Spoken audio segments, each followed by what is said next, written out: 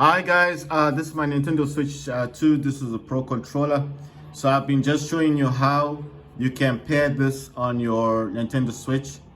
So I'm gonna go through with this again with you guys.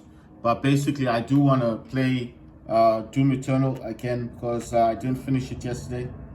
I'm in the whole thing, so I think I'm about to finish the game. So what you need to do with this what you need to do the Pro controller basically is you need to press the button. There's a button that's on the Pro controller, and when you press the button it will allow you to connect your Pro controller to your Switch 2. It's very simple, so I'll just show you again and then we'll go on to gaming. I also wanted to say, if you don't want to come out of your game, you don't have to close the game on the Switch 2. You can just basically press home and don't close the game, yeah? So because if you do close the game, what happens mostly, it will take you out of the game and put you into what's the last checkpoint. And usually with games like Doom, you don't want to do that because it will take you right back to wherever you were before you were in the game. You know what I mean? So if you just want to avoid that hassle, just like you see here, I left it last night and it's still saying playing. Even though I'm not playing the game, but it's still on where I left it. So that's what I'm trying to say. Right, so this is a Pro controller. You want to connect this to the Switch 2. It's got 4 indicators. It's got the button. It's got Type-C. It does have an indicator there. When you connect this to Type-C, it does show that its charging goes orange. And like I told you, when you go into your settings here for your gamepad, you can actually tell if whether or not it's charging or not, because the indicator is black, goes green, and then it's the part that's faded out is the part that's showing that it's not fully charged. So while it's charging, you leave it for a while. When you go back to check on it, you will see that part that's faded, the way it wasn't green enough, will be fully green. That means your gamepad is fully charged. I haven't actually tested the Pro controller to see how long it lasts for, because mine lasts for days on end. I haven't actually tested it fully to see like how long it lasts. It does have a 3.5mm headphone jack in the back here. It's got you can connect headphones. It's got the chat function. It's got home. It's got minus plus. I don't know what that one does. I think that's for screen capture. It's got a D-pad, it's got left thumbstick, right thumbstick, it's got X, Y, it's got BA. It has the logo, Nintendo Switch 2 there.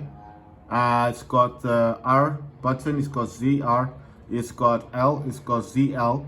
It's got G, I think it's got GL and it's got GR. And these are the mappable back buttons. It does also have the logo. It says Nintendo at the back.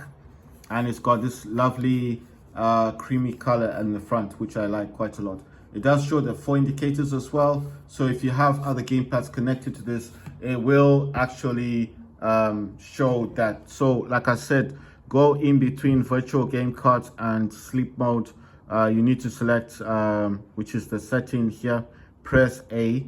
It takes you into the system settings.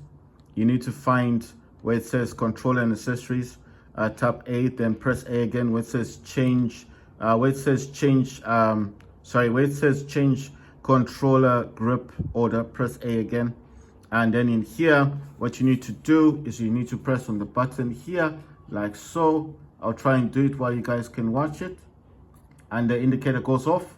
It says paired, and then it's here, but usually it will want you to press A. Mine's already paired. When this is connected to a plug, for example, when it's connected for charging, it should show, it will show that it's actually charging, and I'll show you that right now. You can use any Type-C connection. You don't need a special cable, and there to turn orange, and that actually indicates that it's charging. So like I was trying to say before, if it's low on battery, you see there where it's green, there'll be a part of that that's kind of faded out. That's how you know that's low on charge. Then you charge it up again, right? Normally, I don't know how to, I think this just disconnects automatically when you're not using the Switch 2. But I'm just saying that green part there will be slightly faded out, and that's how you know it needs charge, all right? So if you're wondering, how do you know? Well, because obviously you check in here, and then when you're looking at that green part there, that's got the lightning bolt in the middle, that indicator, the battery indicator, you can tell, you can actually see it. You can actually see that part of it is green, and that low part there will be faded out. It'll be like kind of white like, and that you see like it's almost half a battery, and you'll be like, oh, okay, it needs charge. And then obviously, like I said, if you got a phone cable, Type C, any C cable, Type C cable will charge this. So that's why I'm trying to say, I do not know how long the battery lasts on the Pro Controller, because when I'm not actually playing games, I just, you know, there's no off button on the Pro Controller. So I don't know if the Pro Controller goes into standby mode or something. But once you're done with that, you can also change the GL and GR buttons. You can map them. You see, so it actually tells you what you can do. What are the, it says, while using software, you can map the GL, GR buttons to the buttons of your choice from quick settings hold. So you don't have to do it here. You can also do it when you press home, and then this, you know, that part comes out. I'll show you here. So you press home, and you can do it in here as well. So that's what they're saying. So here where it says GL, GR buttons, button mapping can only be changed while software is open. Resume using the suspended software, then try again. So you can only use the button mapping while you're playing a game, right? So that's what it's saying. And then here you can edit the mapping. And if I tap on edit, you see it shows the gamepad. It's also showing the Joy-Cons. Obviously the Joy-Cons are connected, but I want the Nintendo Switch 2 Pro Controller. So that's what it's saying here.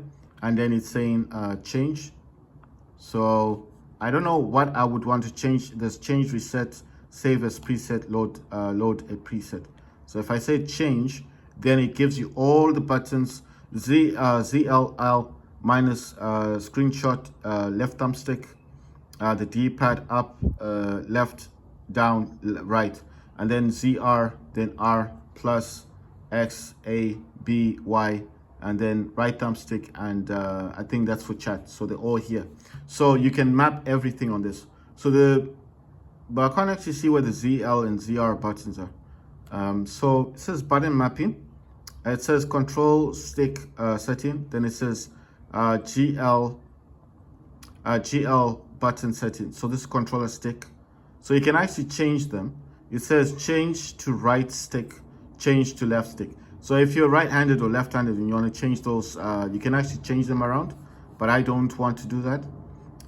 You can also do it says not assigned. So you can assign these buttons. You can use the A button, the B, the X, the Y, the up on the D-pad, D on the down on the D-pad, left on the D-pad, right on the D-pad. You can also use L. So L is this one here. You can assign the GL to be the L button, or you can assign it to be the R button, which is this one here. That's like quick throwing grenades. So if I didn't want to tap this one, I can tap the back button for throwing grenades, especially like in Warface, because in Warface Clash, if you press in the if you're pressing this one, the right on the D-pad, you can change for your, I'm trying to think of the word. You can change this to get your, if you have claymores, you know the claymores, you put the claymores down, you can actually use this D-pad. But if I wanted to use the right on the D-pad, I can just map the G, which one is it? GL. I can map the GL to use as the right D-pad. I'm just saying, because that's the game I play. I play Warface Clash on my Switch 2. And then basically, if I wanted to change the R and use instead GR, I could use that for throwing grenades. But I don't see like that as a reason. I'm actually thinking of using the R. Well, no, not the R, but I wanted to use like a crouch, like crouching. I think crouching would be good for this GL. Sorry, for the GR button, because crouching when I'm sprinting, because you know how you sprint in Warface, you press down and you push up. You only press it once down and then forward, and your character will start running, you know, sprinting on Warface. And then if I press GR at like the back button, instead of pressing A, I can slide. So, you know, a lot of people slide. If you're sliding in the game and they're trying to shoot you, they can't shoot you properly because you're sliding, you're down, and then you can get the up hand and shoot them. So I'm just saying that you could map it that way. So I'm just saying those are the options. So I'm just showing you what buttons you can have. You can also use it as a minus or plus button. You can use it as a capture button. Chat button, or the capture button, which is a screenshot, or as a home button. So you can map the back buttons, the GL and the GR, and it's actually showing you here, and you can use these buttons however you like. So home button, capture button, chat button, plus and minus, right stick, left stick, ZR, CL, R, L, the right, left, down, up, and that's the D-pad, then Y, X, B, A, and so forth. So I do not want to do this at the moment, but like I told you guys, you can map everything on the Pro Controller. All these buttons can be changed. So it's quite handy, because a lot of people in games, maybe there are games that you don't want to use A, or you've got the Y, maybe the Y is hindering you from, hindering you from like aiming at something. So you want to change it to the back button, you could, maybe Y is something that you're using for jumping, and then you want to use the GR instead. And that's why I'm saying that you can actually map these buttons. And then let's say, for example, you're running the game, and some games don't use the B button. Maybe the B button is for something else, and you have to press Y, and then you're having a problem, because now you can't face, especially games like Doom Eternal, where you're jumping a lot, and then you're finding like, oh, how can I jump now with the Y? You see? So what I'm saying is, there could be a situation like that, whereby you're running and you need to face somewhere, but then you need to press Y at the same time. That could be quite difficult to do. So in those kind of circumstances, you would like to be able to change that button to this one. But some games won't allow you to do that. So I'm saying the good thing about the Pro Controller is that, let's say, for example, I'm running in a game and I want to turn right and then jump. You see, it's quite hesitant, isn't it? It's a bit of a problem. So imagine I can just change this button, which is the GR button. I can change this one to jump, and then you see, so it's much easier. So if I'm running, turn this way, and then you see, I press the button in the back, and you see, it's more convenient. It's just a quicker action. I can do things quickly. So what I'm saying is that this mapping is quite good. The other thing as well is, like they said, you press the home button on on the Pro Controller, and in here you can do the mapping as well. You see, you can map it. So you could be in a game. So they're saying while you're in software. So what they're actually saying is that if you're in a game like Doom Eternal, the game itself, you can map everything about this game. You see, so let's say I'm in here, just giving you an example, and then I want to map it. You see, the game is playing, and it will allow me to map it. So that's why I'm saying that this is quite handy. So why I said to a lot of people, like some people I met, and they were asking me about the Pro Controller, I said to them, look, you're doing yourself a disjustice by not buying this. That's just pointless. Why get a wired controller?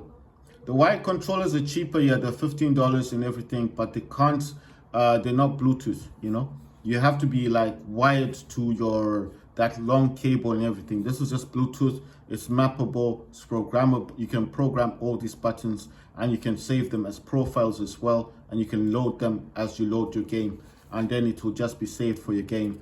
And obviously the fact that it's got back buttons that are programmable, and then if you're playing a game like Stealth and you want to talk to your mates, you can always connect it here via via the headphone jack. And then if you've got something with a microphone, you can be talking to your people. I don't know what game you'll be playing, maybe Warface Clutch or something, or Doom Eternal if you're playing a multiplayer game and you want to chat with people. So I'll just show you, it's not showing it clearly. There it is. So it's a headphone jack that's actually built in the back of the controller. So that's why I'm saying that this controller is quite good. It's got the GR and GL buttons, and it's got that headphone jack. So if you want to chat with people privately, and maybe there are people around you and you don't want to disturb them, then basically you can have a mic, those headphones with the mic, and talk to people and listen to them. I don't know what kind of game you'll be playing. Maybe it might be a stealth game or something, but I'm just saying it's possible to do that.